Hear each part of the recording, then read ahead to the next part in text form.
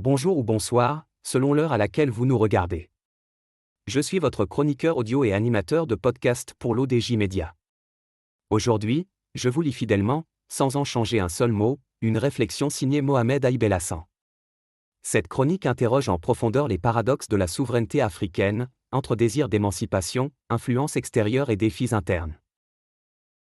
Parler de l'Afrique aujourd'hui, c'est convoquer à la fois l'image d'un continent jeune, riche en ressources et en idées, mais aussi celle d'un espace constamment ballotté entre influences extérieures, aspirations intérieures et contraintes structurelles. À l'heure où les nations africaines affirment leur volonté de se libérer de tutelles anciennes, elles se heurtent à des défis complexes. Comment conjuguer souveraineté et développement dans un monde interdépendant, sans tomber dans la dépendance à de nouveaux partenaires tout aussi exigeants? Le dilemme africain, démocratie, développement et indépendance. La démographie africaine est une force et une fragilité. Plus de la moitié de la population du continent a moins de 25 ans. Ces millions de jeunes réclament éducation, emploi et participation démocratique. Or, nombre de régimes hésitent à ouvrir l'espace politique, préférant miser sur des promesses de croissance économique.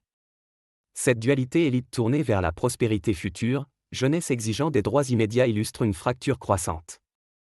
Elle nourrit des mobilisations sociales et des contestations qui secouent de Bamako à Kinshasa. L'auteur ajoute que les femmes accentuent cette dynamique. Les femmes, de plus en plus présentes dans les mouvements sociaux et dans l'entrepreneuriat, accentuent cette demande de changement. Le désir de souveraineté exprimé dans la rue n'est pas seulement une revendication contre les puissances étrangères, mais une quête de dignité et de gouvernance responsable. Si la colonisation appartient officiellement au passé, ses traces demeurent vivaces. L'Europe, et en particulier la France, reste perçue comme une tutrice encombrante, souvent accusée de soutenir des régimes autoritaires au nom de la stabilité. Mais l'émergence de nouveaux acteurs, la Chine, la Russie, la Turquie, voire les pays du Golfe rebat les cartes. Pékin finance ports, routes et barrages, Moscou joue la carte sécuritaire, Ankara investit dans le commerce et la diplomatie religieuse. Cette diversification est une chance si elle permet aux pays africains de négocier d'égal à égal. Mais elle comporte aussi le risque d'un nouvel enfermement, dépendre des prêts chinois ou des mercenaires russes revient à troquer une tutelle contre une autre. L'Afrique revendique un non-alignement hérité de la conférence de Bandung, mais dans un monde polarisé, la marge de manœuvre reste étroite. L'auteur pense que la ZLECAf pourrait inverser cette logique. Un continent jeune face à ces contradictions. Le continent exporte pétrole, cobalt, uranium, cacao, or et gaz, mais importe encore la majorité de ses produits finis.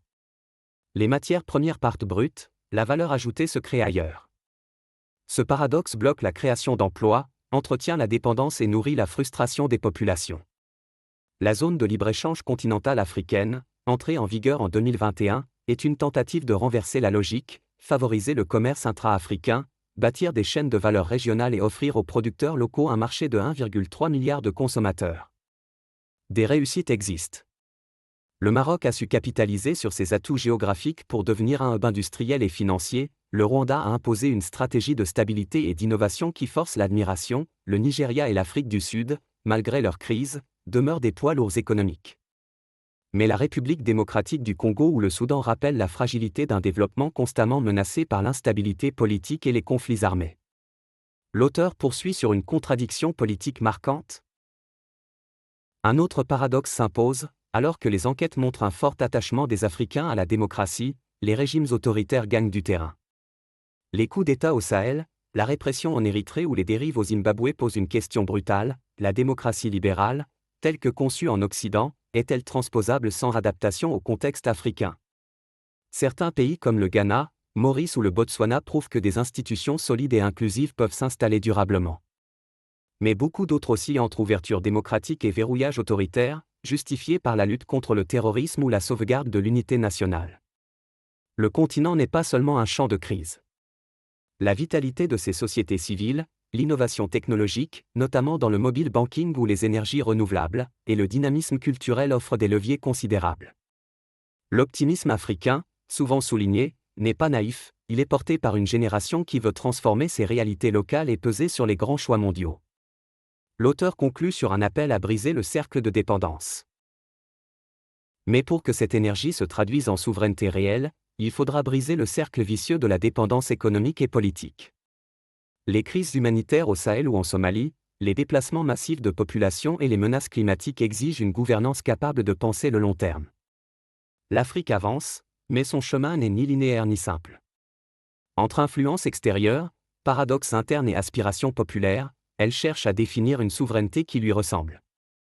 Si elle réussit à conjuguer démocratie adaptée, industrialisation endogène et gestion équilibrée de ses partenariats, elle pourrait devenir l'un des pôles majeurs du XXIe siècle. Merci de nous avoir suivis jusqu'au bout de cette lecture.